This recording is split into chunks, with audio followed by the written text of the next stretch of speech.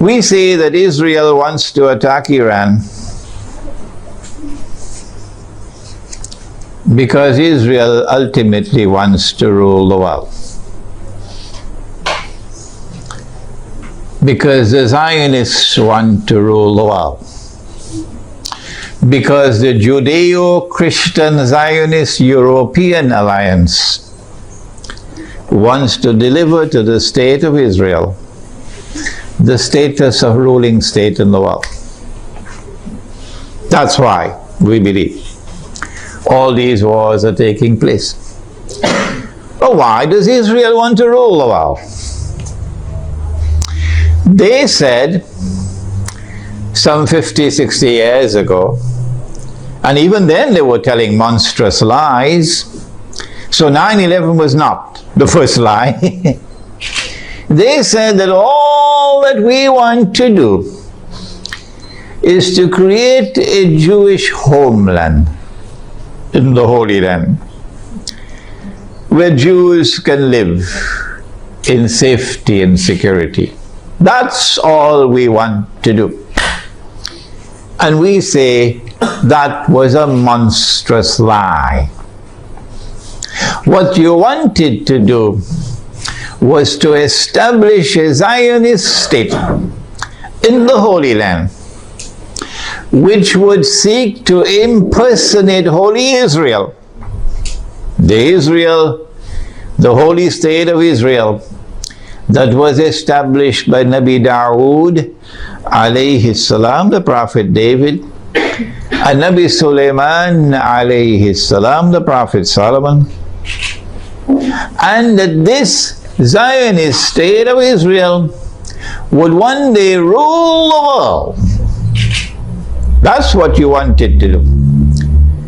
And you want Israel to rule the world so that one day, not too long from now incidentally, a man would stand up in Israel. Nabi Muhammad alayhi salatu wasalam described that man to us 1400 years ago or more. So if you're listening in Washington tonight, let's tell you what the Prophet said. And if you're listening in London and in Jerusalem tonight, let's tell you what Prophet Muhammad alayhi salatu wasalam said. He said that that man would be a Jew. He would be a young man. And so the end of history will witness young people taking over the world. He would be a powerfully built man. He would have curly hair. And he would declare,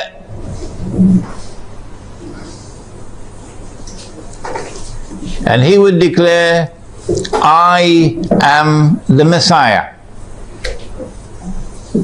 But that would be a lie. The Messiah is the son of Mary. Sorry, more than that. He was the son of the Virgin Mary. There's only one virgin in the world who ever gave birth to a son and still remained a virgin. And that was Jesus, Nabi Isa alayhi salam. He is the Messiah. Muslims believe that. And most Christians believe that. I don't know whether the Zionist Christians also believe that. Somebody should ask them. He is the Messiah. And one day he's coming back, said Nabi Muhammad alayhi salatu wasalam. Whether Washington believes that or not is irrelevant. One day he's going to come back, said Nabi Muhammad alayhi salatu wasalam. And when he comes back, he's going to rule the world from Jerusalem. That is in the Hadith, because he would be Hakimul Adil, a ruler who will rule on the basis of justice. Those who today rule the world do so with injustice. That's why they want this Israel to rule the world. Because that man who says, I am the Messiah, would not be the son of the Virgin Mary. No, said Nabi Muhammad alayhi salatu wasalam, he would be al-Masih al-Dajjal, the false Messiah, the Antichrist. Every Muslim knows about him. Most Christians know about him. I don't know about the Zionist Christians. And so lots of people know this subject. And that moment when that man is going to rule the world from Jerusalem appears to me to be around the corner. Maybe 20 years, maybe 30 years. And so this is why they want to attack Iran. We want to begin our analysis tonight by pointing out that there is a moral foundation to the law of war and peace. And that moral foundation is that you do not launch wars unless there is a just cause for it. Iran has not done anything. Iran has not attacked Israel. Iran has not launched any missiles on Israel. Iran is not waging war on Israel. And so, in accordance with your Israeli law of war, which has an immoral foundation, no morality attached to it, you have the right to wage war against the people unjustly. And so, an attack on Iran would be unjust war. It would be an act of dhulm, in using the language of the Qur'an, an act of wickedness. Those who launch the attack would be a people who are committing monstrous sin. But I want to say something more. To those who are beating the drums of war in the Arab world, and who are looking forward to the attack on Iran, that you are beating the drums of unjust war. And when the attack takes place, you will be committing the same sin as supporters of the war, as those who are themselves perpetrating the war. And shame on you! Shame on you, we say to you, straight to your faces, from here in Malaysia, that if you support the attack on Iran, you are supporting unjust war. You are yourselves a party of dhulm, and Allah does not provide guidance to the people who commit dhulm. One of the reasons why many Arabs,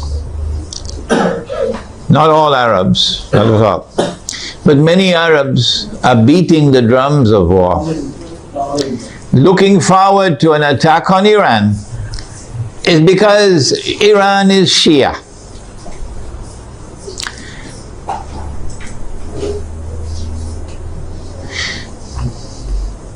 They hold the view that Shia are kuffar,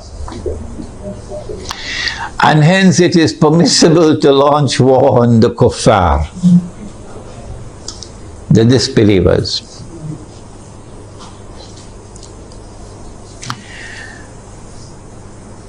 How can you come to this conclusion, the Shia are kuffar? If the Shia are kuffar, then there must be some ijma' or consensus of opinion on that subject. That consensus has never been achieved in 1400 years. Why? How can we say so? Here is proof. This is not the only proof, but this is adequate. That no regime in control of the Hijaz, in control of the Hajj, in our history that we know of, has ever prevented the Shia from performing the Hajj. As a consequence, we say, it is too late in the day now for you to come with any manufactured arguments declaring the Shia to be kuffar.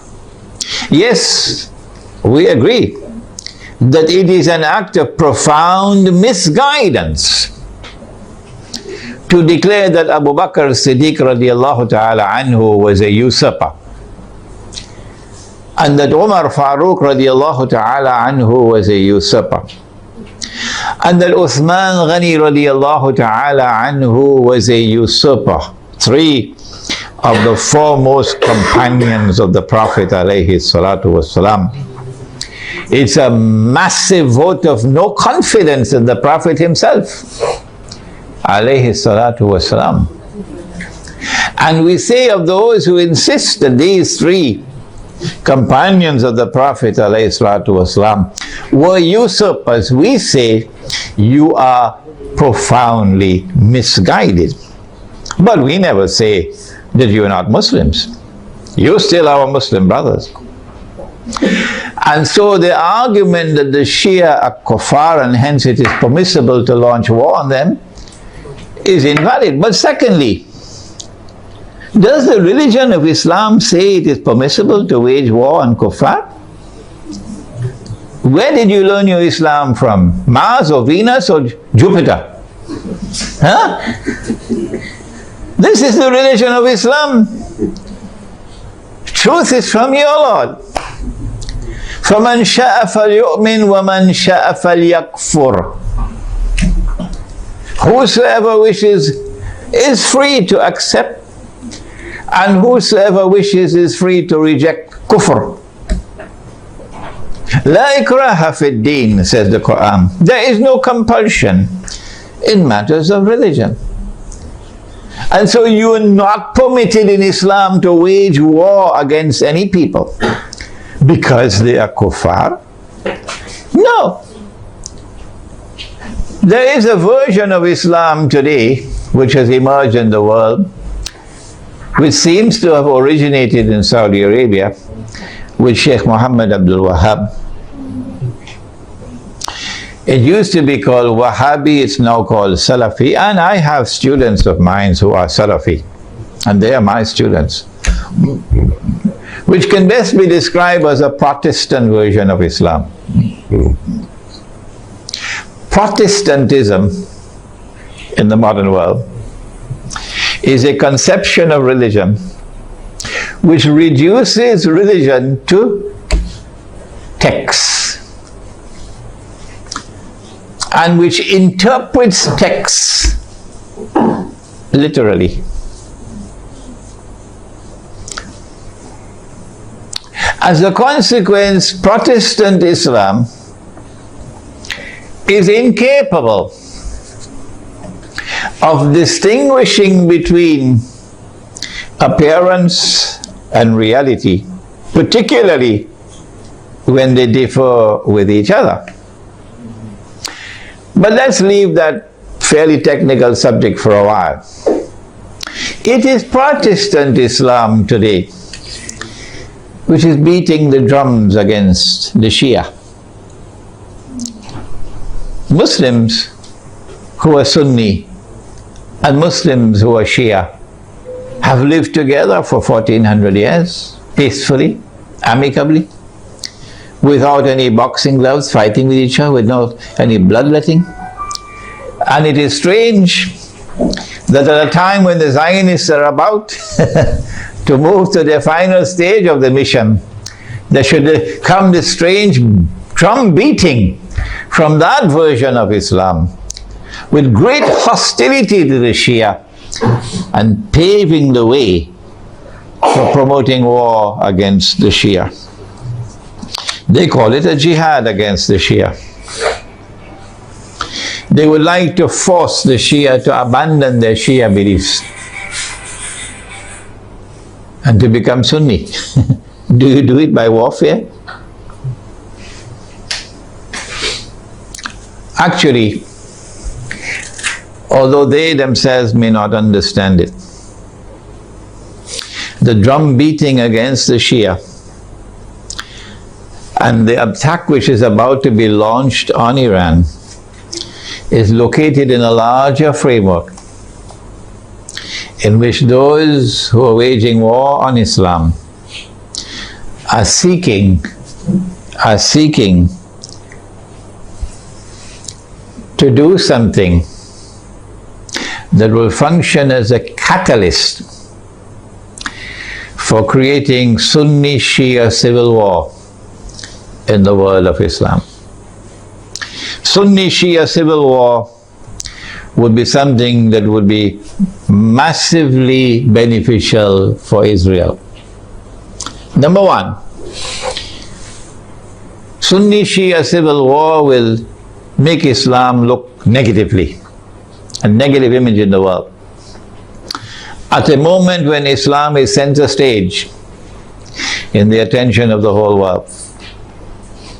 Number two, Sunni Shia civil war in Islam, Sunni versus Shia, would function as a diversion, diverting attention, both Muslim and non-Muslim attention, away from the plans of the Zionists to rule the world. Thirdly, Muslims fighting against themselves will obviously lead to a loss of power. Our power will decrease, and that will be strategically advantageous for Israel. But most important of all, if an attack on Iran provokes Sunnis to be so foolish as to turn in hatred against the Shia, and provokes Shia to be equally foolish to turn in hatred against the Sunni, then that Sunni Shia civil war, and I hope none in our audience here tonight is so stupid, it will allow that Sunni Shia civil war to destabilize very important parts of the world of Islam, where there are significant Shia communities living amongst the Sunnis. Before we turn to identifying those areas which can be destabilized and advantageous for Israel, let us conclude this section by asking, how should Sunni Muslims around the world, who I hope would listen to this lecture, how should Sunni Muslims respond to an unjust Israeli and NATO attack on Iran? Number one, Sunni Muslims must follow the guidance of the Qur'an and the guidance which has come from Nabi Muhammad alayhi salatu wasalam, and not follow CNN and Al Jazeera. And you must support the victim of aggression. وَلَوْ عَلَىٰ أَنفُسِكُمْ. Even if the victim of aggression is not your friend. In this case, he's your Muslim brother.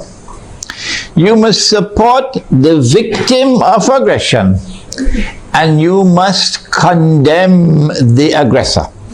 That is the first response. Iran will be a victim of aggression, and Israel will be an aggressor. How should Pakistan respond if Israel attacks Iran? And I hope the Pakistani people are listening. How should Egypt respond if Israel attacks Iran? Pakistani Muslims and Egyptian Muslims must ensure that they, the people, don't wait on the governments And don't wait on the armed forces. The people must respond by showing massive popular support for Iran as a victim of aggression, and must clearly condemn not only those who wage war on Iran, but also those who support those who are waging war on Iran, with particular reference to the government of Saudi Arabia. Number two, so we have dealt briefly with the Sunni Shia civil war problem. War on Iran, and my gosh, look how much time has gone. War on Iran obviously is going to impact on the world economy. Number one, on the price of oil. Not only because Iran is a major supplier of oil, but also because Iran is located in that basin that the Iranians call the Persian Gulf and the Arabs call the Arab Gulf, and they're still fighting over the words. This is the oil basin, and the river Euphrates enters into this basin.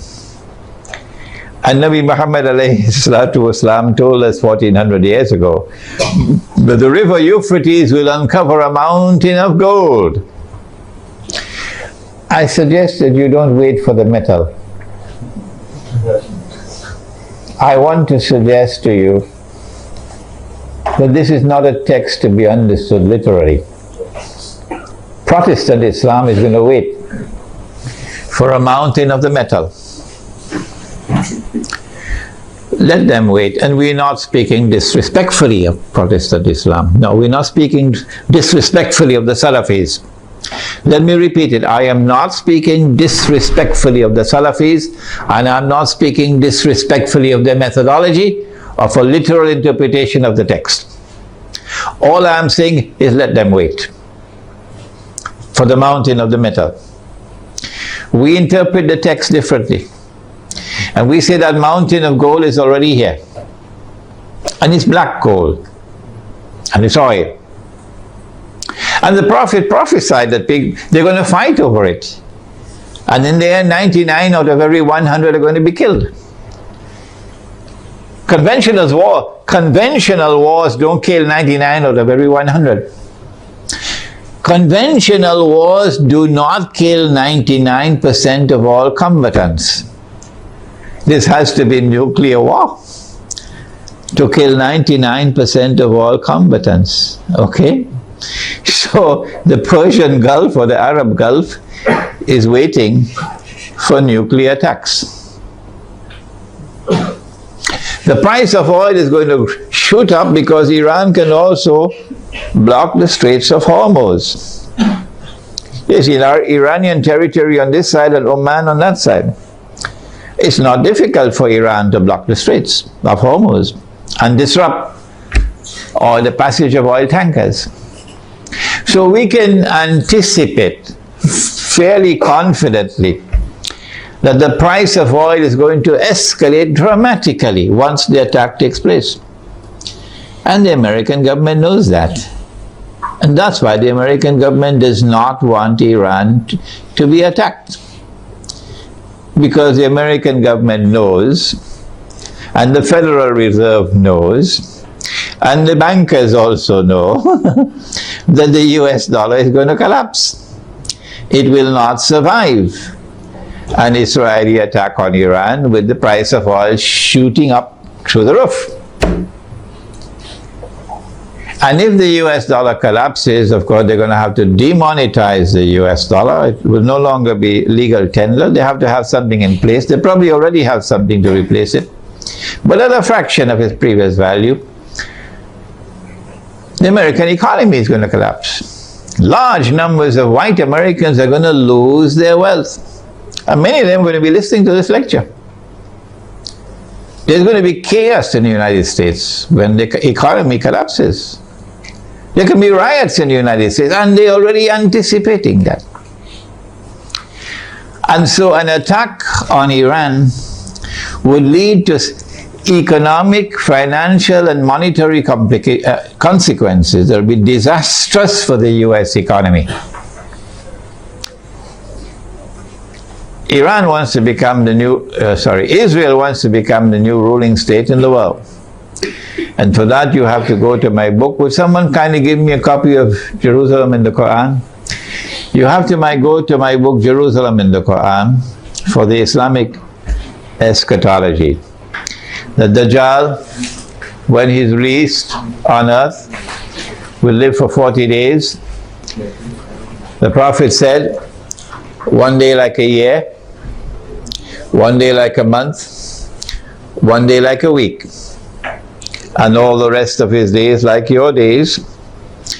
We said a day like a year, and Britain became the ruling state in the world. And the world experienced what they call Pax Britannica. It wasn't Pax at all, it was only war. And then came a day like a month over here, and the United States of America replaced Britain as the next ruling state in the world. And Pax Britannica was replaced with Pax Americana. And the British sterling pound was replaced by the US dollar. And we said, this is our opinion, that a day like a year came to an end and was replaced by a day like a month. This is the first time in our history that this hadith was interpreted this way. And now we are saying that a day like a month is coming to an end, and a day like a week is commencing. And so there has to be a passage from the United States to a third ruling state. And 10 years ago when this book was published, we said the third ruling state is Israel. Israel wants to become the third ruling state. For Israel to become the third ruling state, the United States has to collapse. And so this is going to be the collapse of the economy. Not just the US economy, but more than that. With the dramatic rise in the price of oil, you're going to have a significant rise in the cost of living around the world. Transportation costs are going to escalate. Food prices are going to escalate. Energy prices will rise. And this is also going to affect the prices of manufactured goods. The poor of the world will sink as soon as Israel attacks Iran into greater poverty and in some cases destitution. In Yemen now, they can't afford to buy the cooking gas with which to cook. The middle class around the world will sink into poverty. And when there are so many poor, the majority of mankind in poverty, it's going to be easier. It is going to be easier to rule the world. With people who are too poor to organize themselves, to resist oppression and resist slavery. How should we respond to this impending economic collapse, financial and monetary collapse? How should we respond to the imminent rise of the cost of living around the world? How should we respond? My opinion, and I'd love to hear your opinion before we end tonight. My opinion is to go to that hadith of the Prophet sallallahu ta'ala alayhi wa sallam. He said about Akhirul Zaman, He said, if you have land, hold on to your land. You're familiar with that, aren't you? And he said, if you have animals, hold on to your animals. And then a man asks, O Messenger of Allah, what about if we have neither land nor animals? He said, sharpen your sword. Of course, CNN is going to call him a terrorist now. He said, sharpen your sword, because you're going to be dealing with chaos and anarchy and riots as people seek to survive by fighting each other for food. Where can we get land and animals to sustain ourselves in this impending collapse? The answer is certainly not in the cities. If you believe that you can survive in the cities and get land and animals in the cities, you should buy a one-way ticket to the moon. And so Egypt, I'm talking to you tonight. In Pakistan, I'm talking to you tonight. Listen to me and get out of the cities. 20 million people in a city, 15 million people in a city. Who's going to feed them? Where are you going to get your food from? What's going to be the price of that food? Get out of the cities while still there is time. Go to the countryside. Go to where rain falls. Go to where there is water. And produce your own food. Dairy crops, food crops, dairy farming, milk and meat, so that you can survive the storm that is coming. Ensure there is water supply. Do not depend on oil for energy. Use natural energy. A bicycle is natural energy. Wind, solar energy, water energy. Number two, live in small communities, because small communities can more easily sustain themselves without having to be dependent on supplies of food from outside the communities.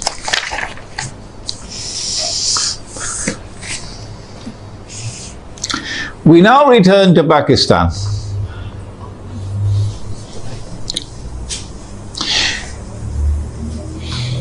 An attack on Iran can be launched simultaneously with an attack on Pakistan.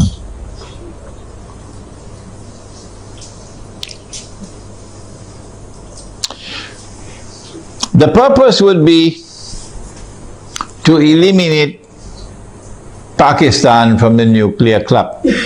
But we've been saying this for 10 years now.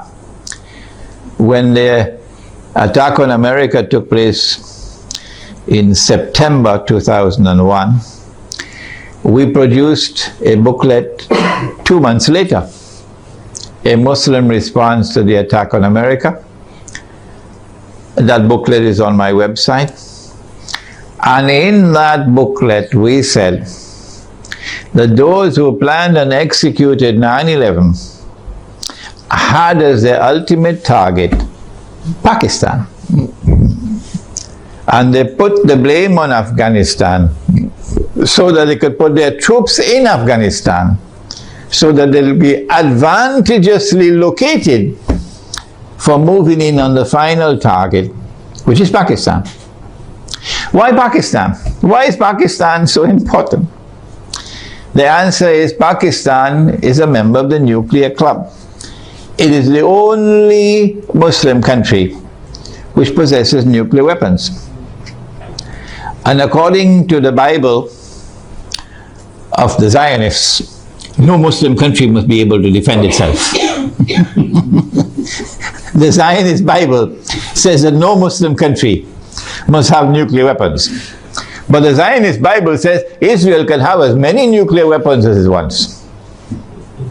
And Israel should be able to also use its nuclear weapons according to their moral law.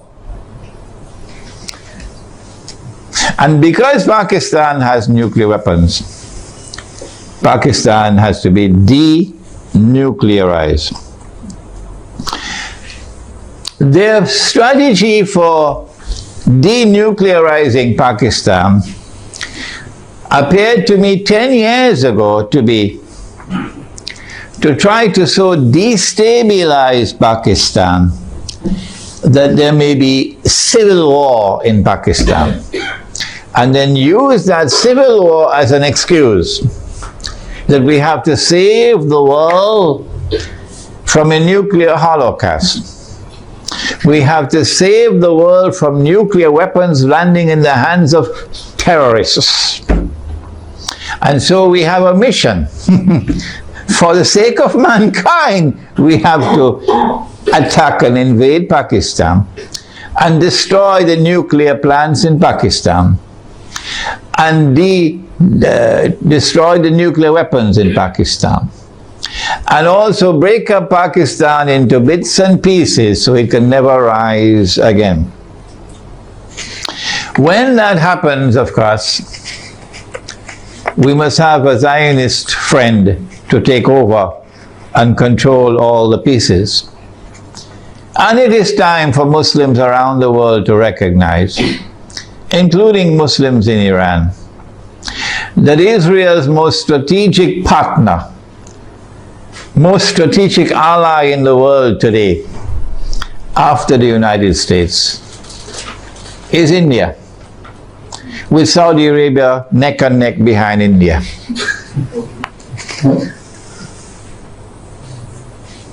And so, not only must India be involved in the attack, but also when the attack takes place on Pakistan, and if it succeeds, then in the sequel it is India who must now control the region on Israel's behalf.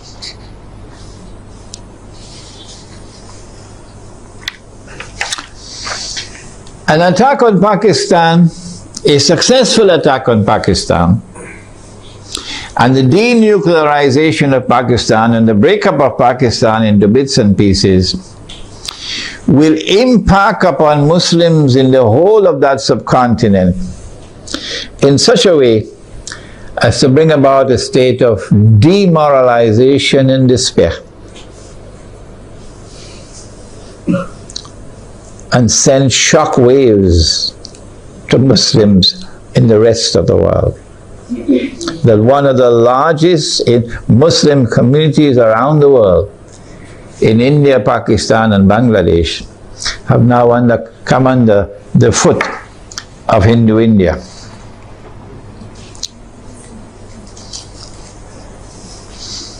So India will rule the entire South Asia with NATO in control in Afghanistan. What should Pakistan do at a time like this late hour? Perhaps it's already too late for Pakistan to do anything, because those who have controlled Pakistan politically and those who have been in control of the Pakistan armed forces have distinguished themselves with their stupidity. And I have to use a harsh language. I'm so sorry to use this harsh language against them. Their awesome and monstrous stupidity these last 10 years since 9/11 in supporting war on terror, which is a euphemism for war on Islam,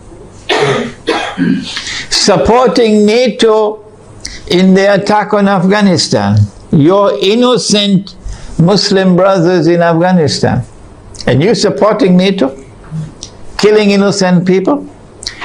But more than that, handing over the territory of Pakistan to the Zionists. Have you no shame? This is what you did for 10 years. That all the NATO supplies going to Afghanistan went to the territory of Pakistan, and it took you 10 years to stop it. Only when NATO killed 23 Pakistani soldiers, they didn't do by accident. They launched an attack on the Pakistani post while he was sleeping to send a message to you that that's it, the friendship is over, we're coming to attack you now. So only when that happened, now you're going to stop them from transiting the territory of Pakistan with supplies for the NATO troops in Afghanistan? How could you be so stupid to hand over 3 military bases in Pakistan to the United States so that drones could go and from above, pilotless drones, and killing our people innocently? And now, when the knife is about to cut your throat, only now you're waking up. When the attack on Pakistan takes place, I think they already know what's going to happen. So all of these Pakistani Zionists, I call them Zionists, probably already have their suitcases packed. Like they did it in Saigon. And they'll all be flying to Miami and to Los Angeles and to New York to spend the rest of their miserable lives. These traitors. But I'm not talking about them tonight. I'm talking about the Pakistani people, as poor as they may be. In their poverty, they still love Islam. And they hate the government of the United States, which has been committing aggression and oppression with deception after deception. Feelings in Pakistan have reached fever pitch. They know in Pakistan the attack is coming. My advice tonight to them, if it is not too late, I don't know, what can you do?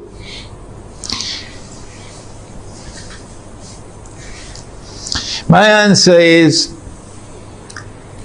if you are to win Allah's help, you got to put your house in order.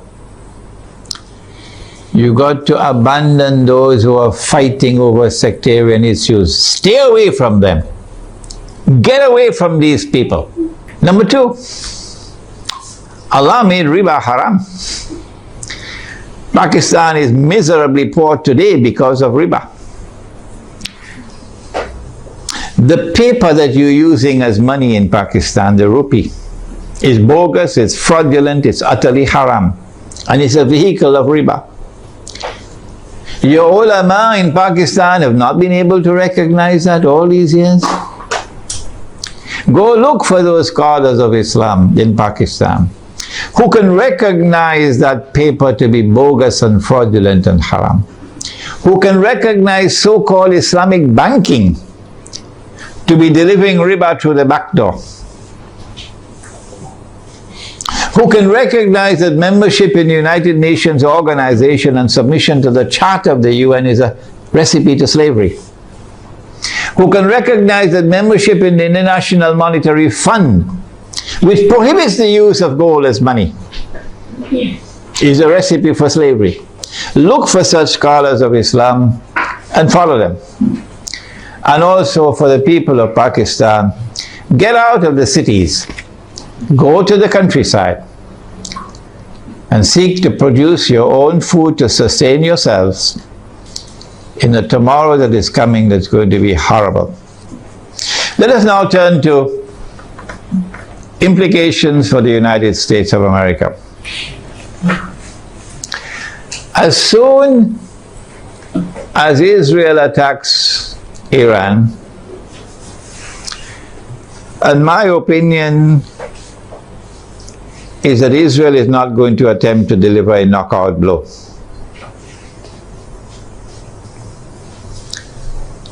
Israel will attack Iran in order to commence wars that she hopes will follow one after the other. As soon as Israel attacks Iran, The first implication is that Iran is going to attack Iraq. And Iran is strategically poised, advantageously poised, to attack the United States in Iraq. As soon as Iran is attacked, Shias around the world are going to respond with solidarity with Iran. And that includes the majority population of Iraq, which is Shia. What about the Sunni in Iraq? The Sunnis are waging a war against the United States. They want to get the United States out of Iraq. And if Iran attacks Iraq, the Sunnis are going to also intensify their attacks on the United States. And so the United States is going to be in a no-win situation in Iraq. You'll be facing enemies fighting you on all sides with no friends around you. None. I don't think, and I hope and pray, I don't think that NATO will succeed in getting the Turkish government to act so stupidly to attack Iran. I don't think it's going to happen. No. And let us pray that the Turkish government is not ruled by fools. And so NATO and the United States in particular are going to be faced with war in Iraq that they cannot win. And they can lose. They can lose. And this is what Israel wants. This is what Israel wants. But there's another battlefront I want to turn to now. And this is where we need our military analysts. I wish we had some here tonight. That Iran is also likely to attack Bahrain. And it should not be difficult for Iran to take Bahrain. Bahrain cannot stand up to an attack from Iran. Bahrain is just across the water from Iran. I am suggesting to you that Iran is going to attack and take Bahrain. And if and when Iran attacks and takes Bahrain, then there's a causeway between Bahrain and Saudi Arabia where you can drive back and forth. The road will be clear to Saudi Arabia. I am anticipating, and the Saudis probably already have their plans laid out very well, because they know what's going to happen. And Israel already knows what's going to happen.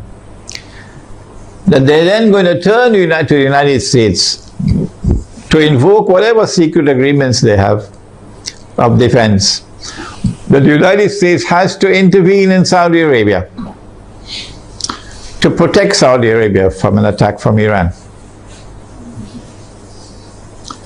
I think the Zionists in the US Congress will ensure, even though the US armed forces would not want to go in there, even though the Barak administration would not want to go into Saudi Arabia, the Zionists in the US Congress will ensure that American forces will have to enter into Saudi Arabia to face Iran.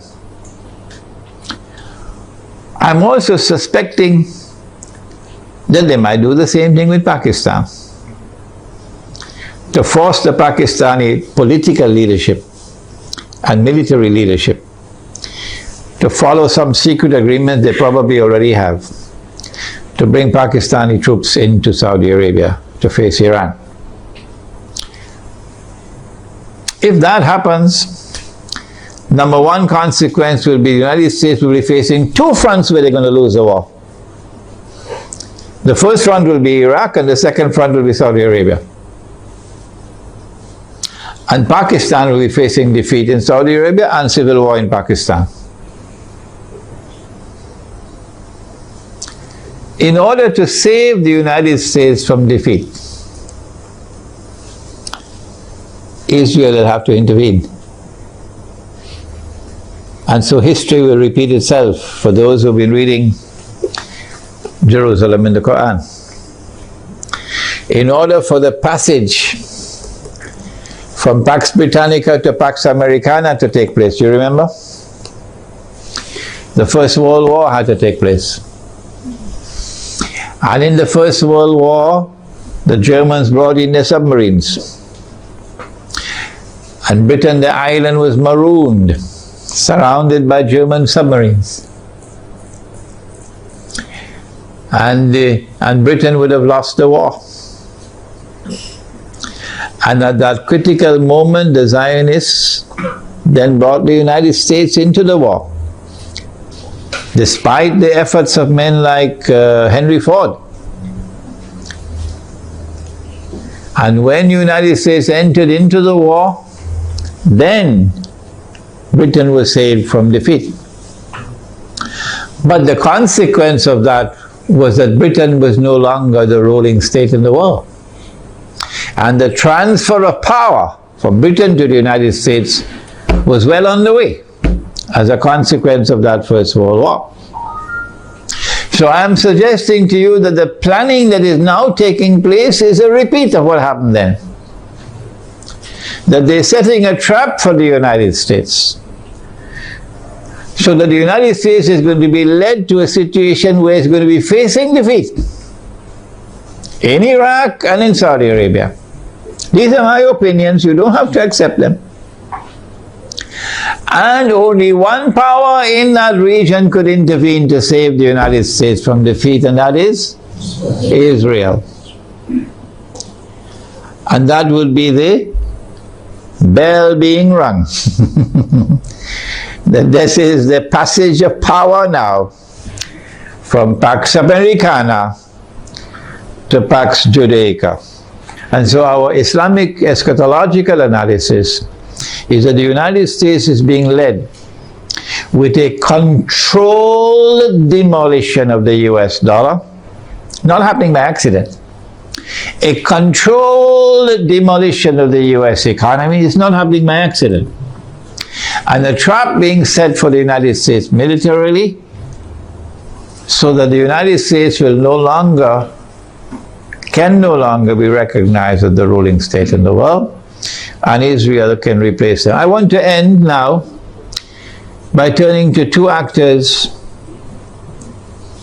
and we thank Allah that He created both Gog and Magog. If He had created Gog alone, we would have been in a lot of trouble now. But He created both Gog and Magog. And He gave both the Gog and Magog the power that none can fight them except Allah Himself. So if Gog and Magog turn against each other, they'll destroy each other, wouldn't they? I think that for Russia and for China, an Israeli attack on Iran, particularly if it involves the use of nuclear weapons, would be recognized as a threshold being crossed. That so long as you did not cross that threshold, Russia and China were prepared to go along and continue. In the Security Council of the United Nations, for example, cooperating and collaborating where possible in managing the affairs of the world.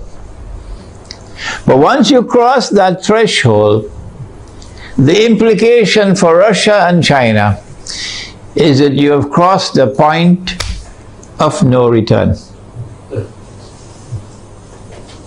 And that an attack on Iran is now going to inevitably lead to world war.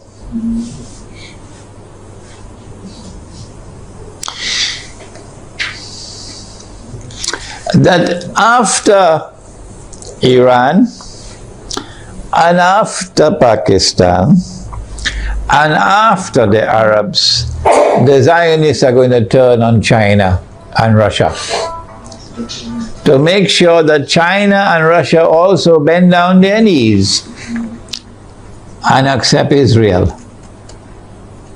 so that Israel can become the ruling state in the world.